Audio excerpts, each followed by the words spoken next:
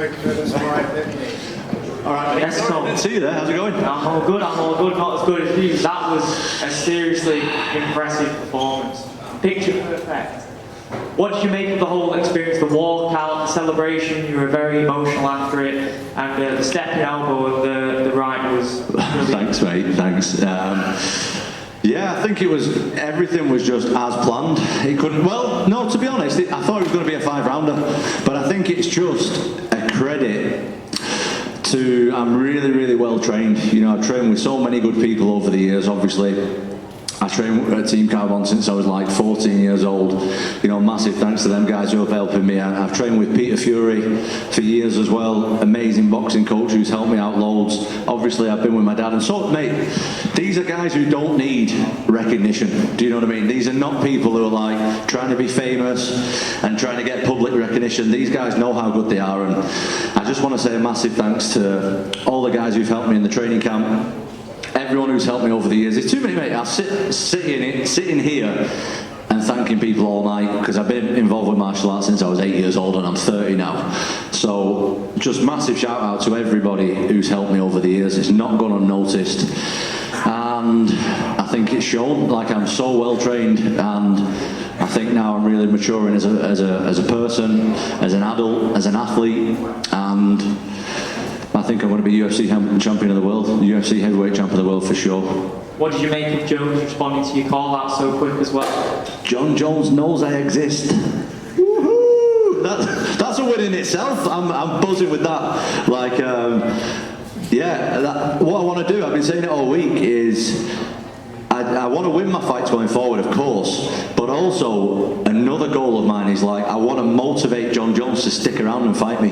Like, that is my absolute dream, mate. Like, the thought that, mate, you're from Atherton, I'm from Atherton, a guy from Atherton fighting John Jones, mate. Wow. Oh my goodness me, that would be incredible. And, you know, you mentioned your biggest influences earlier, the guys that have helped you get to where you are today. You know, your dad, what he's done for you over the past year, put together an elite heavyweight gym over numerous places, St Helens, Wigan, so many different places, so many guys from different parts of the country, just in terms of what he's done for you over your career and over the past year as well. Right, my dad is such a good guy. Anyone who's spent any time with him will tell you. Everyone loves him, and not just that, the guy is a serious, smart guy when it comes to this sport. He's been involved with MMA for like 30 plus years.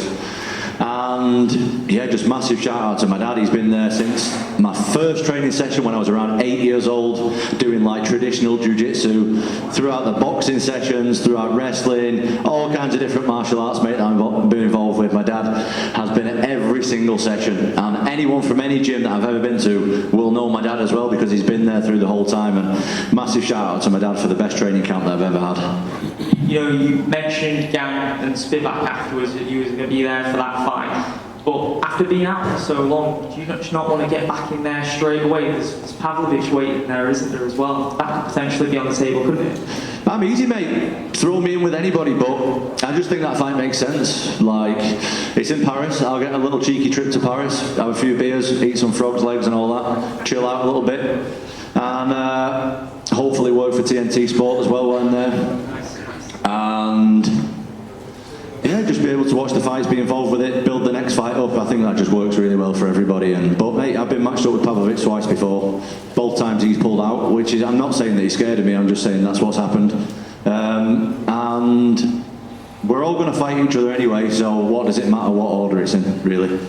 Well done on a picture perfect performance, man. Thanks, my brother. Tom, you mentioned about Paris. We've seen you fight Spivak before and how that went. Cyril tweeted that he thinks you should be careful what you wish for, and he'll see you in Paris. How do you think you match up against Cyril? I better be careful, apparently, yeah. I think I match up pretty well against him. I think I'm equally as fast as him, I move equally as well. The difference is I can grapple, and I've got a lot of power.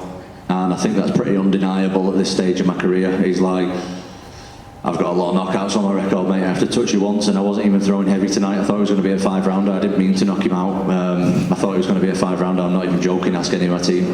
I was pretty sure that was going to be a 5-round fight tonight, and just takes one shot, mate, at heavyweight, especially with me throwing him. You've been open about how, you know, the first few months after the knee injury was shit, and how horrible it was for you. You came out to Tyson Fury speaking before your music. Was there something to link to that with your own mental health and combined with what he said and done for people? Yeah, did you like that, by the way? I did like it. It was pretty nice, wasn't it? Well, it's actually on a song. It's on a Meek song. I'm not even really a fan of like UK rap or grime or whatever it is, but that's the intro to the song, and then it goes into a Meek song called Take Losses.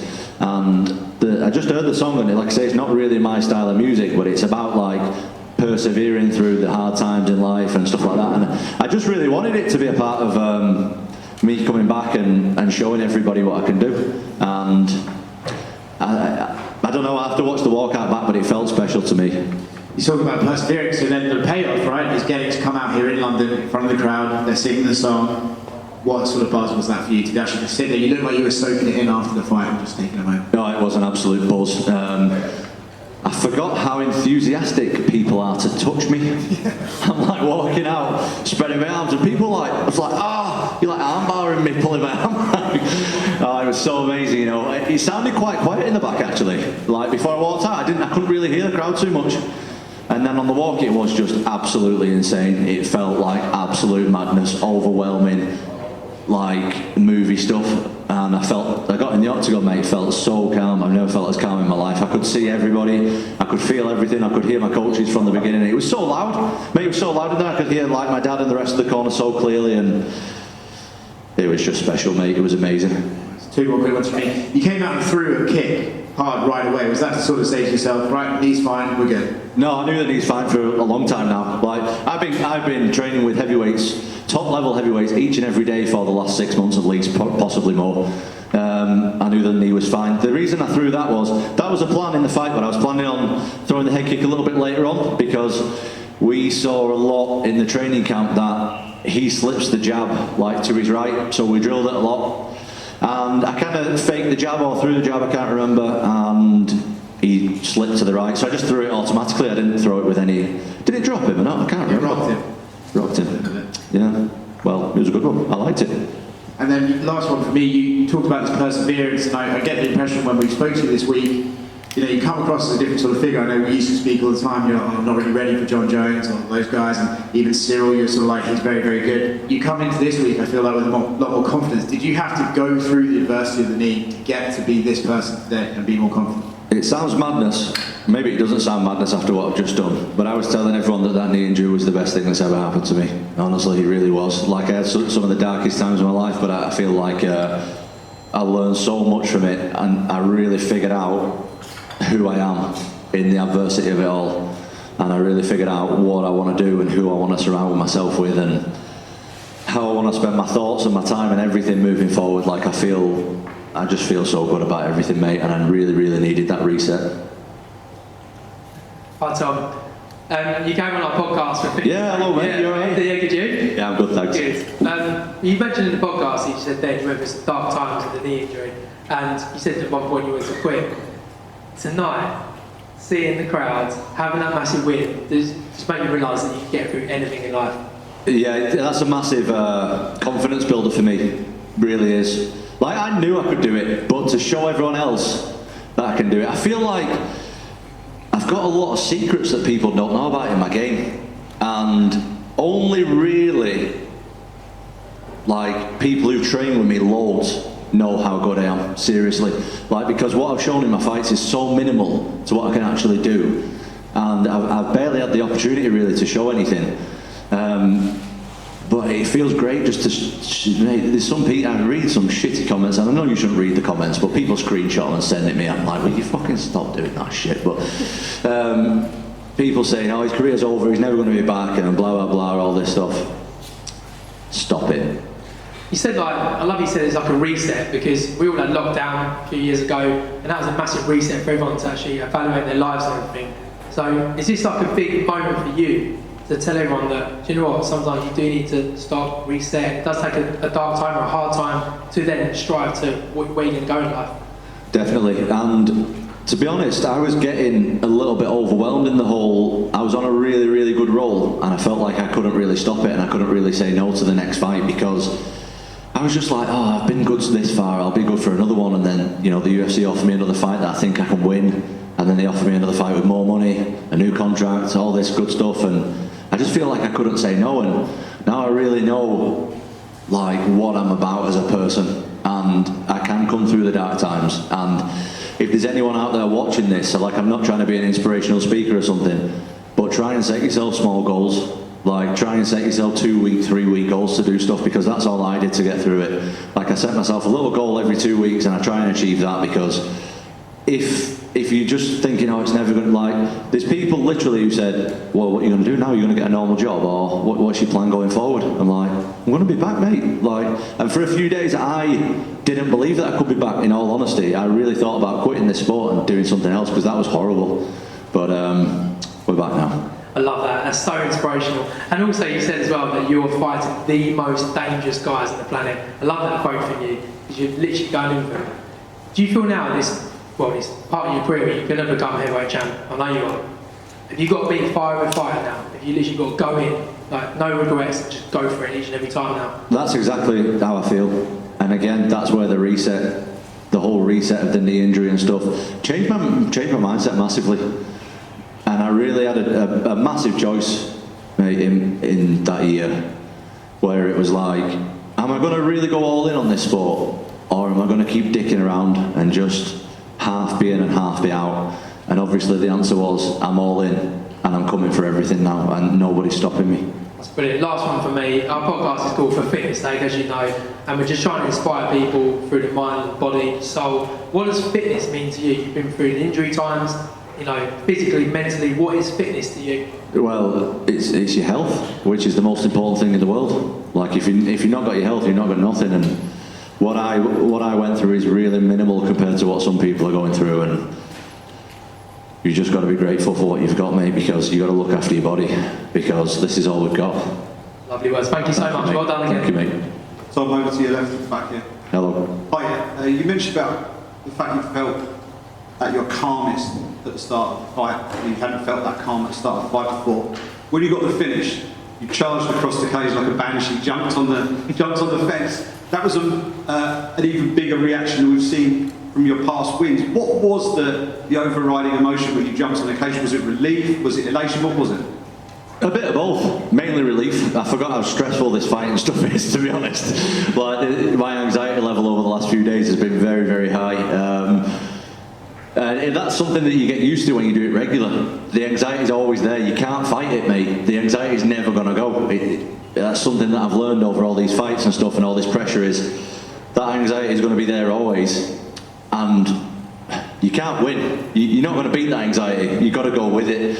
But it's something I kind of lost touch with over the year of being off. And mate, I felt so sick today. I felt so sick that I've got to go out there and fight in front of loads of people. But when I'm scared, that's when I'm at my best, man. I'm dangerous as hell. Like, you put my back against the wall and tell me I can't do something, and you're going to be in for a rude awakening. Talk about the layoff and how it was the best thing for your career, and the fact that prior to that you're talking about not quite being ready for that leap to the very top level. Now you are ready for that leap to the top level.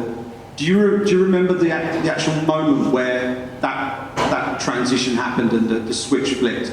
No, I don't think so. I think it just happened gradually over a few months. Like I said, at first, I was seriously questioning whether I want to carry on doing this anymore. But then I started watching the other heavyweights and thinking, actually, I'm a bit better than these, so I better get back to it.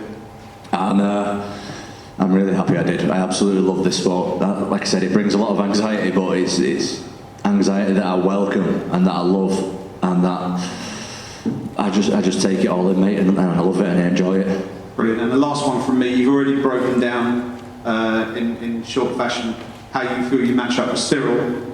How do you feel you match up with John Jones? I think I match up well. It's a dream fight of mine, and I think I'm young and I'm fresh. I've not got loads of miles on the clock. I'm big. I can do everything well. I'm fast. I'm strong. I'm heavy, which is unlike a lot of his opponents who he's fought in the past. And I just think I bring something different to him, and I think he knows that as well, or he should know it moving forward, definitely. You think he'll stick around for you? God willing. Thanks very much. Thank you. Hi Tom. Hello. No, only good. Just your dad and head coach Andy seems to have assembled this team of UK heavyweight Avengers. Mick Parkin obviously got the win tonight. Phil DeFries defended his KSW title recently. Go on, mate. Do you feel the training with those guys has unlocked a new level in your game? I do. I mean, I did train with heavyweights from time to time, but I wanted to, like something that me and my dad discussed, especially when I was injured, is that that's what I want to do moving forward, is just train with heavyweights. I think that heavyweight MMA has its own rules.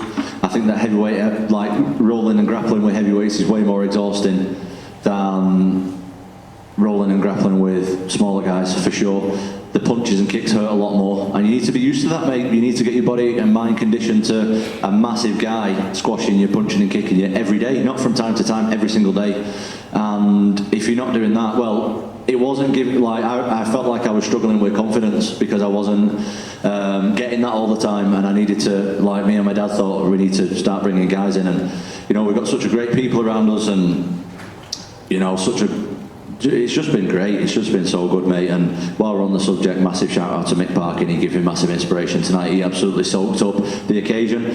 We always knew that Mick was good. Like, I've been training with Mick for quite a long time now, and we always knew that Mick had the skills to do it. But fighting in the UFC brings a whole other pressure than fighting on local shows, mate. It's especially in London.